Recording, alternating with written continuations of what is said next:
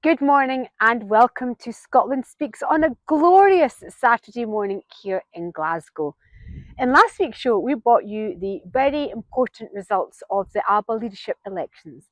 And last weekend, last Friday and Saturday, saw the ALBA party come together to honour Alex's legacy and plan for the future. Over the next couple of weeks, we're going to be bringing you that conference. It is available to watch online in full, but given there are hours and hours and hours of debates and speeches, we thought it would be a good idea to choose some of the best bits for you. So we turn to conference and the very important subjects we discussed, the first of all being, and always will be, independence at ALBA party conferences, followed by transportation, then some topical and emergency motions, the motion on the Council of Nations and Regions, remembering Scotland is a country, not a county, challenging the narrative on social security, Grangemouth, workers deserve better, and finally, our Deputy Leader's address. So over to conference. We will now move to our first substantive motion on the agenda, which of course is the heart and soul of this party, and that is independence. The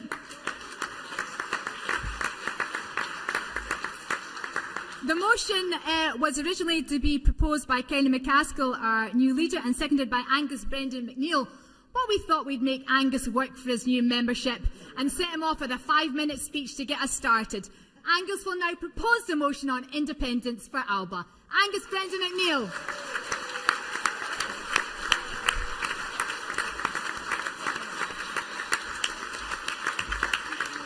Thank you. Lovely. Just to say, 5 minutes translates into Gaelic to about 7 or 8 minutes. It's actually what it translates. Tapler, Martin Va, it's good to be here. As an ALBA member, finally, it did take me a while.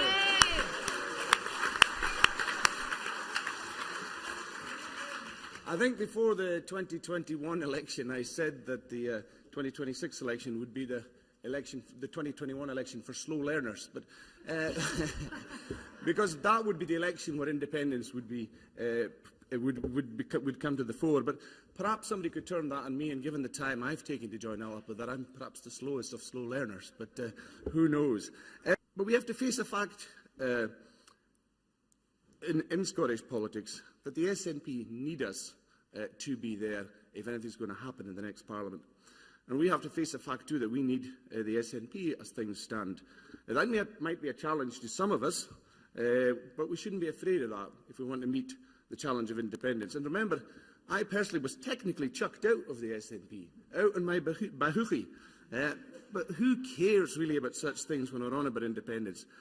There are still many good people in the SNP, that's a fact. But some of us yet may join us, and we will hopefully welcome them if they do, if things don't improve for independence within the SNP. We will still, of course, criticise each other's policies and the way we behave and the way we make arguments. If we see a flaw in the SNP's hierarchy, we will say so. If we see a flaw in their commitment to independence or their lack of pronouncements of independence, unless there's an election around the corner, of course, we will complain about that. And to try and suppress that is akin to something that happens to dissidents, but from those of a dictatorial bent who've done that for eons, or a few on social media who can't stand plurality. Many people believed in it. I remember reading the biography of Tom Johnson, arguably the greatest Secretary of State Scotland ever had. Tom Johnson said he was supportive, sympathetic to independence. He just thought they had to sort out the economy first. I know young Brian Leishman, the MP for Alloa and Grangemouth. He's doing a sterling job in Westminster on Grangemouth and other issues. And I keep saying to Brian, we can't sort out the economy without independence. Tom Johnson, Dennis Canavan, Jim Sillars have all realised that. To get the economy, to get the society, we need independence.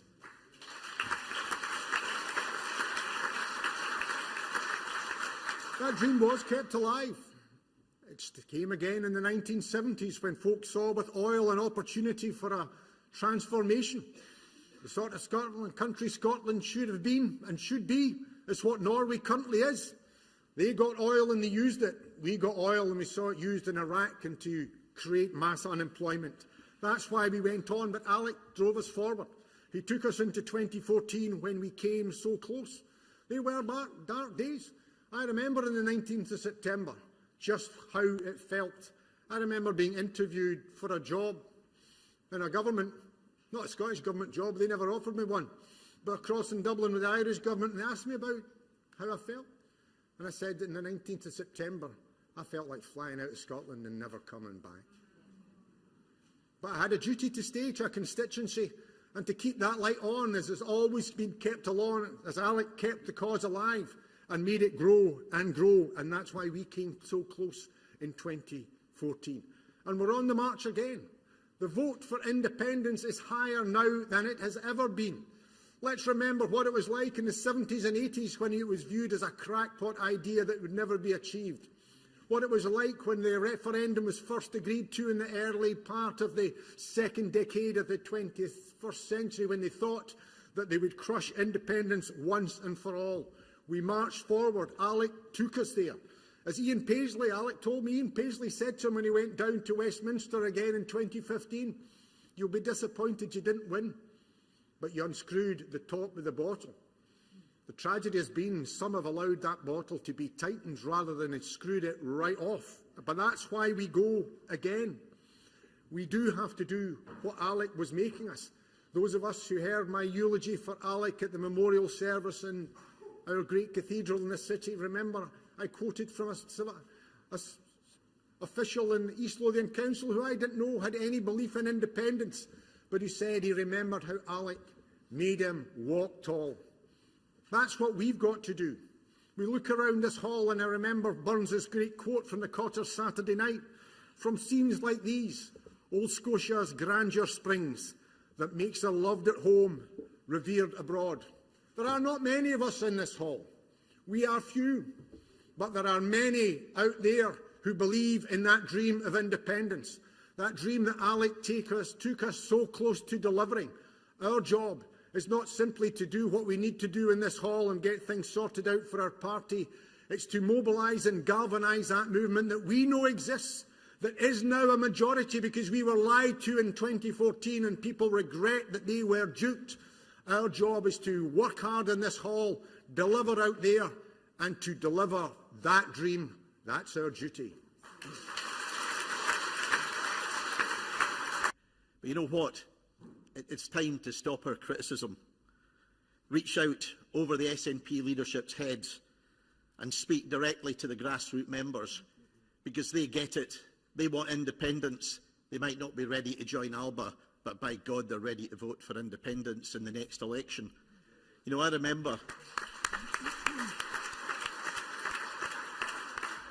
One of the things I learned in 2014 is that there are thousands of people out there, progressive people, people who are not there in parties, who have never joined a party, and who are giving it everything they've got, who gave it everything they had during 2014.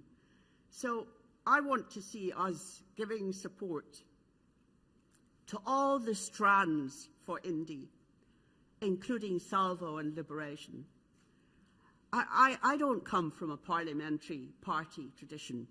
I'm a communist. I've been a communist all my life. And we only ever fought for liberation movements. We were only ever really part of liberation movements. We did put up a few candidates who always got very tiny percentages of the vote, but we mostly, there was no expectation about parliamentary parties bringing liberation. So I think it's really important that we do not seem aloof to the independence movement. The SNP was constantly, the leadership was constantly aloof to the independence movement. And I think it's really important that we are not doing that. AUOB, we have to all be out there. Support for Salvo, liberation, we should be demonstrating that, and we should be putting our hands out. We should have hands across the independence movement. Absolutely have to do it. I put out a plea, let's do it. Let's be the party that fights for independence right across the movement. It's not often that countries get two cracks at the whip. The first time we let Thatcher and Westminster decide what our energy bounty was spent on, and what did we get? Trident, war in Iraq, and now the cutting the benefits of the poorest in society. We can't let our futures be ruined by those that have failed us in the past. And that's the same way for the independence movement. The tactical naivety of the Scottish Government of asking the UK Supreme Court for permission to succeed will damage us for years to come. But just because of others' failures in the past doesn't mean that we as a movement or as a party can't lead the way to a better future. Conference, now is the time. Now is the time to stop meekly asking for a referendum, to stop begging for our sovereignty from the very people that benefit the most from keeping us incarcerated. Instead, Conference, now is the time to demand independence, to take a mandate from our sovereign people, from all independence-supporting parties, not on how a referendum should be formed, but on how Scotland leaves the bonds of the Union and unleashes our people's potential. Please support the motion. Thank you.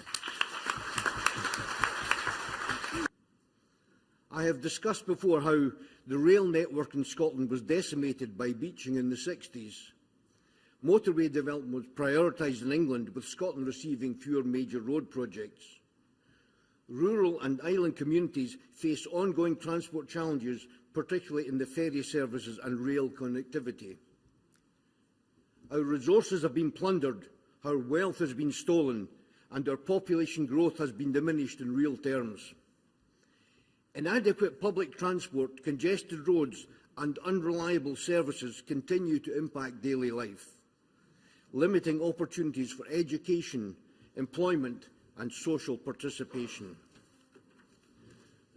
We must start acting now. As a matter of urgency, we need to launch a strong campaign to push the Scottish Government and local councils to prioritise transportation infrastructure. Our strategy must include public engagement, engaging through LACUs with members and to the wider Yes movement and with the public to demand change through petitions, public meetings, street stalls and local campaigns. Direct action. We should be organising demonstrations, car rallies, coordinating with Bridges for Indy and other symbolic acts to highlight the urgent need for investment. The other 2 or 3 points I want to make are just about tunnels, which was mentioned. The Lower Thames crossing is earmarked to be about £8.6 billion. We know that will go over budget, things do in the UK, but in the Faroe Islands, they're building a tunnel 5 times longer. Remember, they have 1% of Scotland's population. 5 times longer at 5% of the cost of the Lower Thames crossing. That's about £16 million a kilometre. The good news of the Lower Thames crossing, it should, I hope, have Barnett consequentials. And in Faroese economics and reality, that would build about 46 kilometres of tunnels in Scotland. Not inconsiderable to help the island communities and rural communities and peninsular communities as well. One other point I'd like to make about tunnels. In the Faroes, I was taken around Tórshavn with the second finest man I know from Greenock, Ronnie Cowan. We were there to see the new undersea tunnel. It was about 8 or 9, maybe 10 kilometres long at the island of Sandoy. But by accident, we were taken on the new bypass road for Tórshavn, and we were driven into a tunnel that was being constructed. They weren't even boasting about this. They were just showing the road. I said, "What's going on here?" They said, "A 2-kilometre tunnel." What's the cost of the 2-kilometre tunnel? It's about 20 million, 10 million a kilometre. I'll raise it to point out that something similar in Argyll, the Rest and Be Thankful cover that's being talked about, is being talked about for the same distance, about £420 million. The Faroese are building a tunnel, not a cover, a tunnel for £20 million. So it's 21 times more costly to do a similar crossing in Scotland. I agree with everything in the motion. It's great to see the undersea tunnels connecting islands to the mainland on the agenda, and it's great to see us keeping pressure on dualling of the A9 and A96. But Conference, while the dualling of the A9 and the A96 are hugely important, so is the upgrade and maintenance of the A82 and A87, and this amendment looks to add that into the motion. Conference, the A82 is the second longest A road in Scotland. It runs between Glasgow to Inverness, and the A87 is between Invergarry and Uig. Conference, on the A82, one of the most dangerous parts, I believe, of the road is the Tarbert to Tyne-Drum stretch, with the narrow roads and tight corners. And Conference, some of you might remember I made a wee joke at the Inverness conference when I was speaking on roads. I said that In the UK, we drive on the left of the road. In the Highlands, we drive on what's left of the road. Now, that joke was in reference to the potholes in the Highlands. But the same joke could be made for the Tarbert to Tyne-Drum stretch. If you meet a lorry or a bus on one of these corners, what's left of the road is not very much space.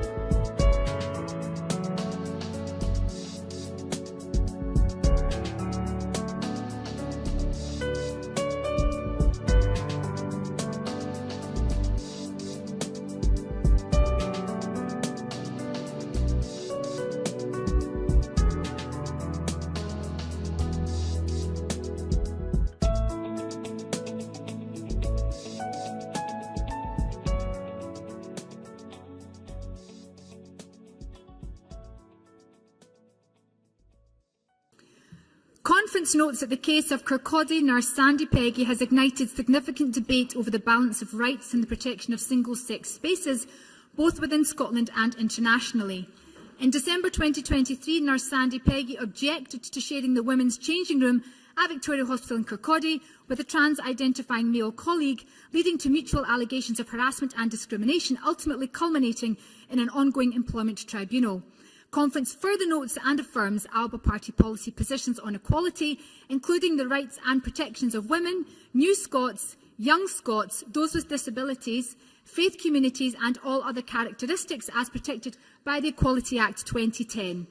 In line with this commitment to the rights and protections of women, Sandy Peggy was able to access the support of her then local ALBA party MP Neil Hanvey, paving the way for her to access expert support from both For Women Scotland and human rights organisation Sex Matters. While the Scottish Government has reaffirmed its support for single-sex spaces and the Equality and Human Rights Commission has engaged with NHS Fife regarding their obligations under the Equality Act 2010, the matter remains unresolved. The Tribunal's outcome will set a significant precedence for workplace policies concerning the balance of rights in single-sex facilities in Scotland. Conference therefore resolves to call on the Scottish Government to instruct a review of organisational employment policies, ensuring employment practices are consistent with existing equality and human rights legislation. We further call on the Scottish and UK governments to clarify that the protected characteristics of sex in the Equality Act 2010 refers to natal sex and cannot be modified for the purposes of single-sex exemptions. The ALBA party wish For Women Scotland well in their pivotal UK Supreme Court case concerning the legal definition of women under the Equality Act 2010, and Conference instructs the ALBA Party Equality Convener to lead the development of party policy on the restoration of equality to Scotland's public services for the 2026 Holyrood elections. So that's the motion. To propose this excellent motion, the most excellent Deputy Leader, Neil Hanvey.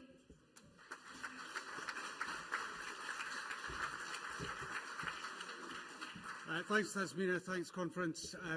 This is a really personal motion for me for a whole variety of different reasons, but most importantly because in February of last year, a woman came to see me in my constituency office with a story about how she had been suspended from work because she had objected to sharing her changing facilities with a trans-identifying male. She told me about the hostility that had been visited on her by her employers, about the lack of regard for single-sex spaces in the workplace, and about a professional class in the unions who had turned their back on female nursing staff across the country.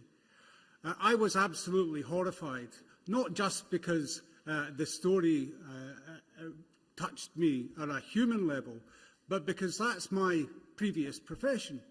I understand the workforce in nursing, and I was absolutely appalled that anyone would place one of their colleagues in such a compromising position. And then fast forward a few months, and of course the story breaks the news, not just in Scotland, not just in the UK, but across the world, because it's such an extraordinary situation. It really, because it's unresolved, we don't know quite where this is going to go. But if you remember the testimony in the tribunal, where Sandy had to recount such intimate, personal and distressing circumstances, not just to a tribunal, but to the world, in defence of our sex-based rights for single-sex spaces. It was absolutely disgraceful that that has been allowed to happen in Scotland.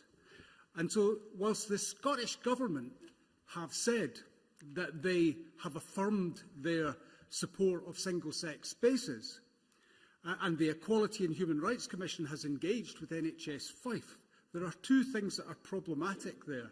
First, we know that the Scottish Government, when they say single-sex spaces, they include trans-identifying males as females in that definition. So that's not any help whatsoever. And so that underscores the importance and the reason why the For Women Scotland's pivotal UK Supreme Court case is incorporated in this resolution. And to date, the AHRC engagement with NHS Fife has had no response whatsoever. And if you've been following the case, you will be aware of the absolutely superb legal team that Sandy has. Naomi Cunningham, KC, and Margaret Gribben, who is her solicitor. And I have to say, they are absolutely exemplary. And I'm still in touch with them as the case progresses. But let me be clear, these policies are self-ID by stealth. Self-ID is not the law in Scotland, but these policies are in place across public services, and they are unlawful. Conference welcomes the progress made by Liberation Scotland in their attempts to present a petition to the UN Special Committee on Decolonisation. Conference reaffirms our intention to work with all parties and groups and support all initiatives designed to advance the cause of independence. Before I call Christina, I'll advise that the Conference Committee did receive a motion entitled Topical in the name of ALBA International, LACU and Dave Llewellyn on this topic. It was an exceptionally long motion. It's been truncated, and I would like to invite any speakers from ALBA International, LACU and Dave Llewellyn to speak to this motion, because that would be totally in order. Thank you very much indeed. Christina. Conference. This topical motion encompasses exactly what ALBA stands for: independence. It is in line with everything the party has done to advance the cause of Scottish independence. We've put out olive branches to other independent supporting parties in 2021 and 2024. We've held national assemblies and other events open to all independent supporters, not just ALBA members. We've invited other independence leaders to speak at conferences, such as Colette Walker from ISP and Sarah Salyers from Salvo. ALBA recognise that independence is not something we can do or should do alone. I stand before you today to address a matter of profound importance: the constitutional reform proposed by Gordon Brown in 2022, which was incorporated into the Labour Party's manifesto for the Westminster 24 election and brought into effect by the new Labour government. At the heart of these reforms is the creation of the Council of the Nations and Regions, a body that includes the Prime Minister, the heads of the three devolved administrations, the Mayor of London and the elected Metro Mayors of combined authorities in England. Whilst this initiative is substantially designed to foster greater cooperation and unity among the various regions of the United States Kingdom, it has raised significant concerns, particularly here in Scotland. The first meeting of this council took place in Edinburgh on the 12th of October with the Prime Minister of the UK, the 12 mayors from England, and the First Ministers of Scotland, Wales and Northern Ireland, as well as the Deputy First Minister of Northern Ireland. However, we must address the underlying implications of this Council and the potential consequences for Scotland's status as an ancient and sovereign nation. Many view this move as an attempt by the Government of Westminster to undermine Scotland's historic claim to nationhood and to diminish our status to that of an English combined authority. This is not just a technical adjustment, it is a fundamental challenge to the dignity and autonomy of our nation. The creation of the Council of the Nations and Regions appears to be a strategic manoeuvre to bypass the Scottish Government and the Scottish Parliament, effectively equating the First Minister of Scotland to the level of an English mayor. This is a gross misrepresentation of Scotland's unique historical and political status. It is an affront to the centuries-old legacy of Scotland as a distinct and sovereign entity, one that has always fought fiercely for its independence and self-determination. Equally troubling is the response of the current Scottish Government and First Minister, who have enthusiastically embraced this arrangement. This acquisition can be perceived as a slight and an insult to the Scottish nation, the Scottish people and the Scottish Parliament. It raises questions about the Scottish Government's commitment to upholding the sovereignty and dignity of Scotland. As our late leader, Alex Salmond, poignantly remarked in his last post on X, it is designed to diminish the status of our Parliament and the First Minister. Part of becoming independent is about thinking independently, not subserviently. John should have politely declined the meeting with the words Scotland is a country, not a county. These words resonate deeply with all of us who hold Scotland's sovereignty dear. The essence of our national identity is rooted in our history, our culture, and in our unwavering desire to govern ourselves.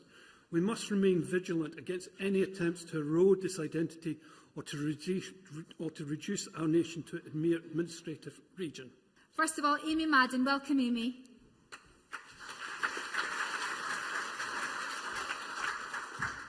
You might also have Alison for seconding, so that's good. We've got a few. Good. Okay, so when we were first looking at this motion, we were thinking, between myself and Suzanne Blackley, about the language we use when talking about benefits. So we were starting to pick up on a real narrative around skivers and strivers in the media and from politicians. There was a lot of implications that people claiming benefits were somehow frauds or exaggerating. It comes through quite a lot on mental health. We're seeing it this week, for example, with the anxiety topic coming up in Parliament, but it's everywhere. I wasn't expecting that by the time this motion came up, it would be so topical. I didn't think we'd have a Labour Chancellor trying to balance the budget by going after the poorest and the most vulnerable in society, and particularly not by going after PIP, which has got about the lowest fraud rate there is for a benefit, because it's so hard to get. You've got to be quite ill to get that in the first place. First of all, I want to say that the reason I first came into supporting independence was because at the time I was working in health and benefits, and it struck me as bizarre and crazy that these two things are not only not joined up, but not even run by the same governments in Scotland. And to me, health and welfare are part of the same system.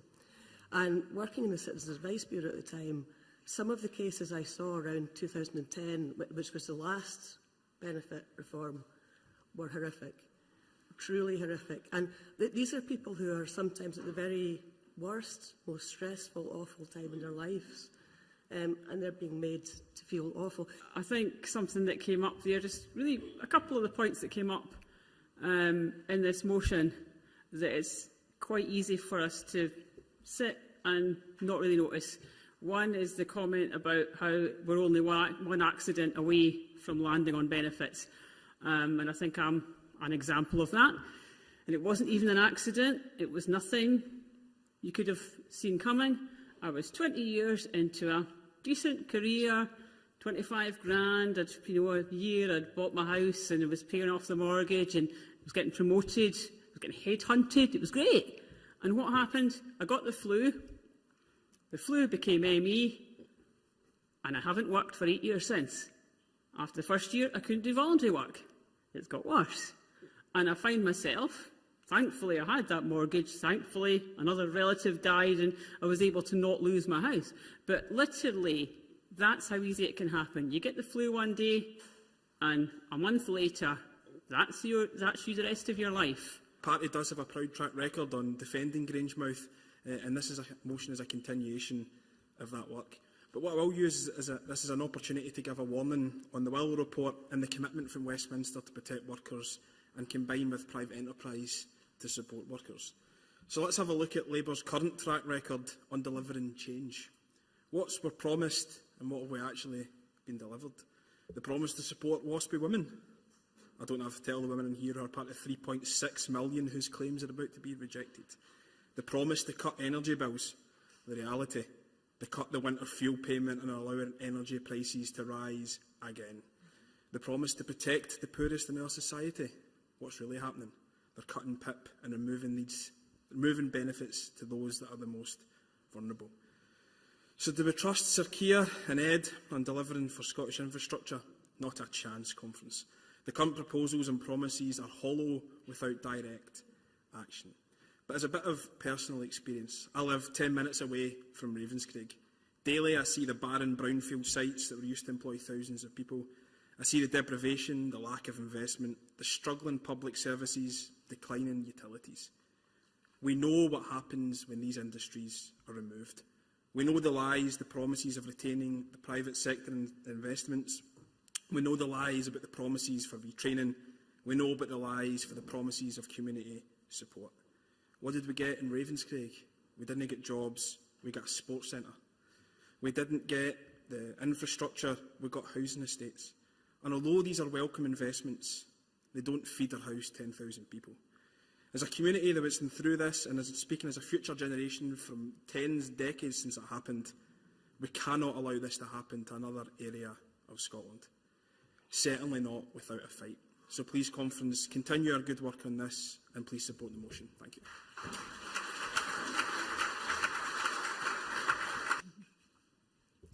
I want to be fair.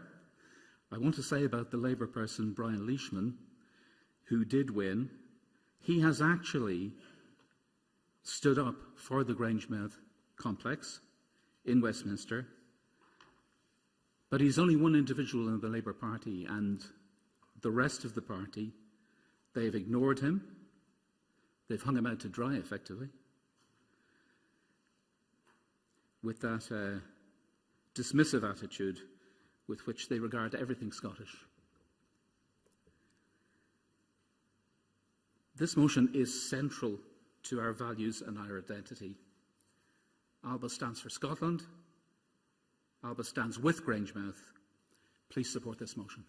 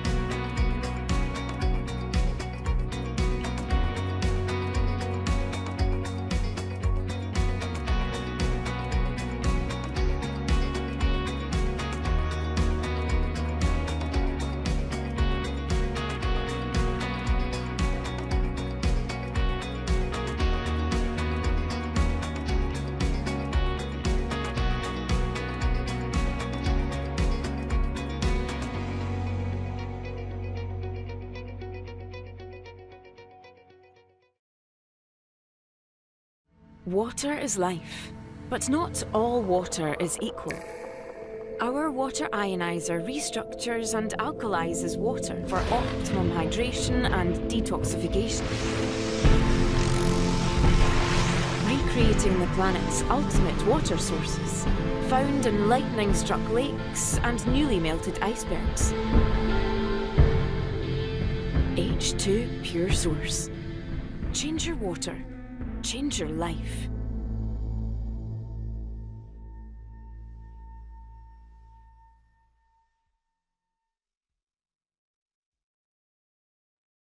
It's my great pleasure to introduce Neil to you.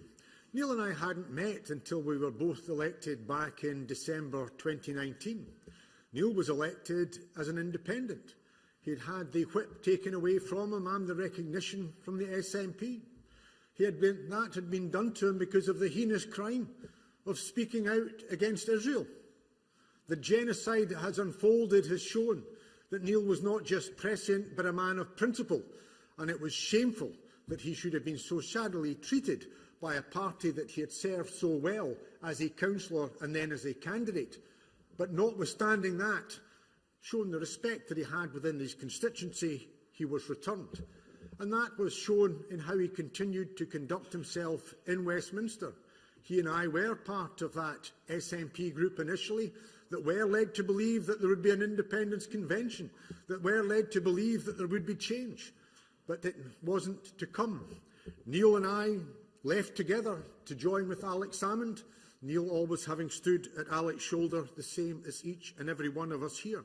And in Westminster, as part of that twosome of a ALBA group, he was a stalwart, standing up for the rights of women and children, speaking out against the actions both of a UK government and of a Scottish government, but most importantly, putting forward the cause of independence. He was pivotal in what was achieved between him, Alec and Tasmina in terms of Professor McCorkadale's judgment, in terms of raising that issue there, getting it on the agenda. He is a man of undoubted principle and dignity. I phoned him on the day that Alec had died to tell him the sad news. He was on holiday with his family. Despite that, he rallied to the cause. He, along with Tasmina, Corrie and other members of staff, has been fundamental in allowing us to keep this party going. It has had its challenges, but he is a man who has been prepared to speak out. And those of us who watched it, some of us saw it live, although I could only hear it since I had been ejected first, and how he was prepared to stand up against the pontificating and pomposity of Lindsay Hoyle, knows that Neil Hanvey is a man of principle.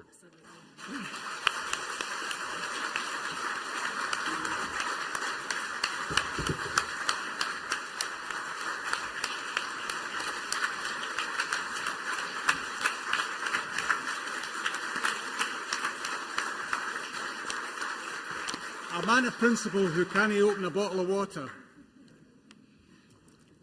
Conference, thank you very much for that lovely reception. Thank you, Kenny, for your very kind, generous words.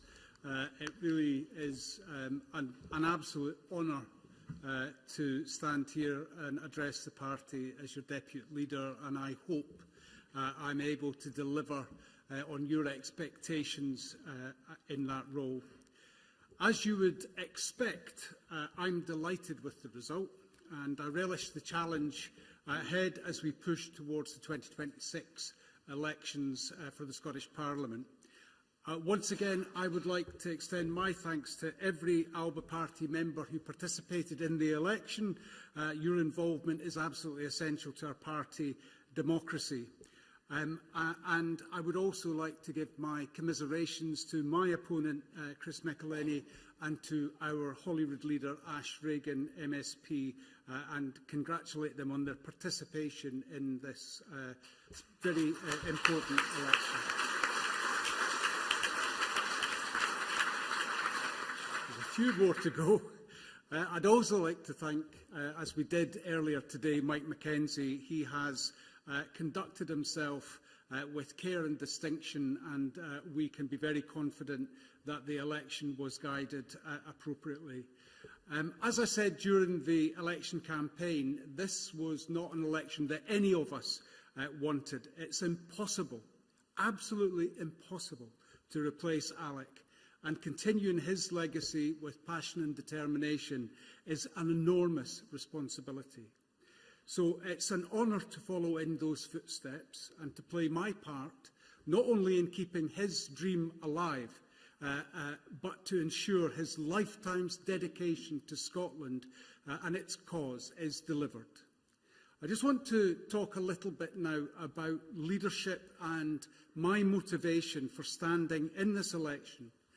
I didn't enter politics with an eye for a career. As many of you know, I've already carved out a successful career in the NHS, and I've achieved much in my professional and personal life that satiates that sense of personal ambition. What motivates me now is beyond me. It's beyond all of us, and that is the future of our people and our country. That's why I became an activist. That's why I spent years as an organiser in Fife, building campaign capacity. It's why I worked full-time as a councillor with a dedicated crew of friends. I led my local Yes campaign. Independence for Scotland is the glory we seek, not for ourselves, but for everyone. It is our founding and guiding principle. We are the guardians of independence. The ALBA Party are the party of Scottish independence.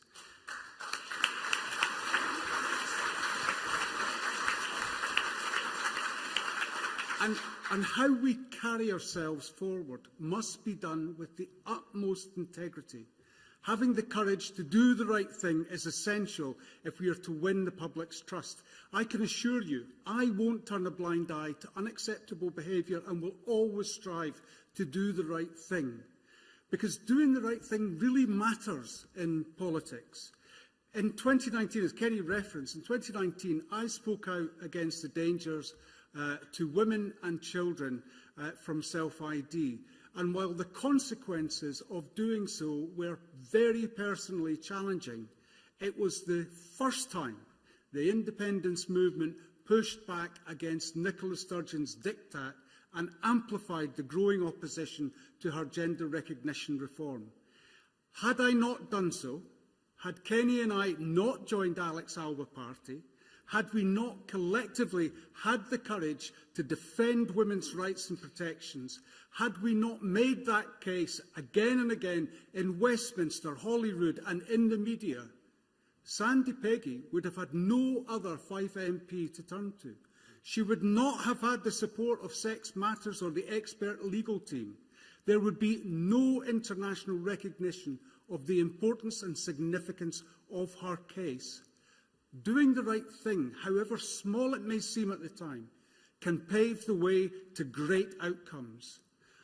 We are the only party, the only left-of-centre party, registering in the polls who will defend sex-based rights and child protection, and we must let the people know we are on their side. Of course, it's hard to identify any party on the left of politics in Scotland or indeed elsewhere these days. Jen Bell, the exiting chair of the allegedly socialist Scottish Greens, said her Hollywood colleagues condescend and scorn the marginalised they claim to care for in service of a lie. They present no serious threat to vested interests. And what of UK Labour and their Scottish branch office? Well, they promised change, but the only change they have delivered is to out-Tory the Tories. As SDLP MP Colm Eastwood said recently at PMQs about the savage cuts to disability payments, after 14 years of the Tory government and many of us wanting to see the back of them, can the Prime Minister answer one question? What was the point if Labour is going to do this? And I could not agree more. But it's worse than just Tory austerity on Labour steroids. The Labour Party we once knew has ceased to exist. It is a shell of empty rhetoric pretending to wave the red flag. How can they claim to be the party of the people when one of the first things they did was to strip millions of pensioners of their winter fuel allowance? They then hit employers, the engine room of growth, the growth they claimed to seek, with a massive national insurance double whammy by lowering the threshold and ramping up the rate, taking £25 billion out of the employment economy. And when that didn't work, they came for the disabled. We already know about the human cost of austerity, but Labour are ramping things up. In 2010, the new UK coalition government introduced a series of austerity politics in response to the global financial crisis, something the Alex Salmond government worked tirelessly to mitigate. Meanwhile, the rate of impoverishment, rate of improvement of life expectancy in these islands slowed significantly after 2010. In a 2024 London School of Economics paper looking at the cost of austerity, they set out how UK public spending cuts had led to 190,000 excess deaths. And a 2025 Institute for Fiscal Services report claimed there were 10 extra deaths of despair, that's deaths caused by alcohol, drugs or suicide, in England and Wales every single day of 2023. Throughout my life, I have witnessed the fallout and health consequences of pernicious Westminster government's poor social policy. I've seen once thriving mining communities decimated as their industry was thrown on the scrap heap. I've sat with young people who've chosen to ameliorate the pain of lost hope and opportunity with drugs and drink. I've listened while they told me how they found their young partner dead beside them from an accidental overdose. Labour's idea for growth is to bring a cohort of young people suffering from a combination of mental ill health and joblessness back into work by impoverishing them. Many refer to the Tory party as the nasty party, but Labour are putting warfare before welfare. This will come to define Starmer's government and it should haunt them forever.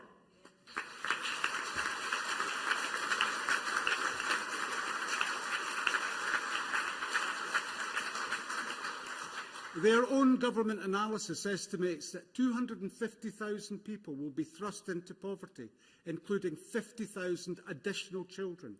And the average PIP claimant will be £4,500 worse off per year. Labour have no money for vulnerable people, but they have billions for war and bombs. Sir Keir Starmer has embraced Tory policy lock, stock and two smoking tank barrels, and by default so have his Scottish branch office. Just like Trump, they are stripping away public services, targeting the most vulnerable people in society by slashing £5 billion from disability support, schmoozing with BlackRock and protecting the super rich who have never had it so good. This tells you everything you need to know about who Sir Keir Starmer is. The party, founded on marching and protest, has now accepted draconian Tory restrictions on Article 11 rights of peaceful assembly and association. All of this economic misery will directly impact Scotland's block grant. And on the Constitution, we know Labour can't be trusted. They were willing participants in the cover-up of the Macron report while Her Majesty's Treasury prospered from Scotland's bounty. Norway stands with $1.7 trillion of a sovereign wealth fund, while Scotland is replete with fuel poverty and deprivation. It is simply not good enough, and the people of Scotland should no longer settle for a combination of robbery of our vast natural wealth, the impoverishment of our people and the decimation of our infrastructure and our economy. Enough is enough.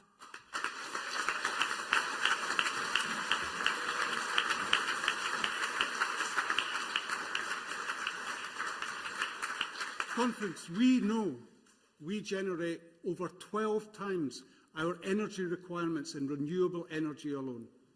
Offshore Energy UK claimed this week that if the sector had proper political and financial support, Scotland could produce half of the 15 billion barrels of oil that the UK would need before 2050, yet they still claim the oil is running out.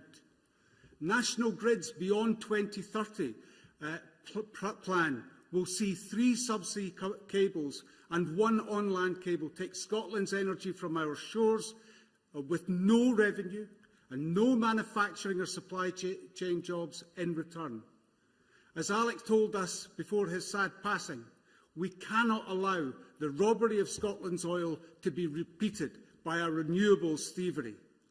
ALBA have a strong message for Scotland, but we must counter the legacy media blackout. As an MP, I was responsible for looking after my constituents, and as Deputy Leader, I intend to support Kenny to engage with our members and the wider movement to drive our positive message on independence forward.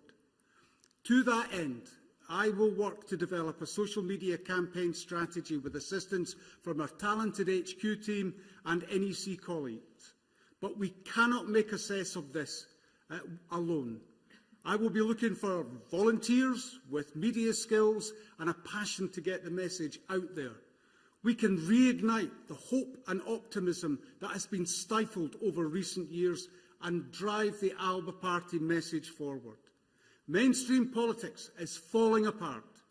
The legacy media are losing ground, and that creates an opportunity. We can't cede that space to Nigel Farage and his Trumpian ambitions to tear down the NHS and much else. Scotland must choose the gateway of independence.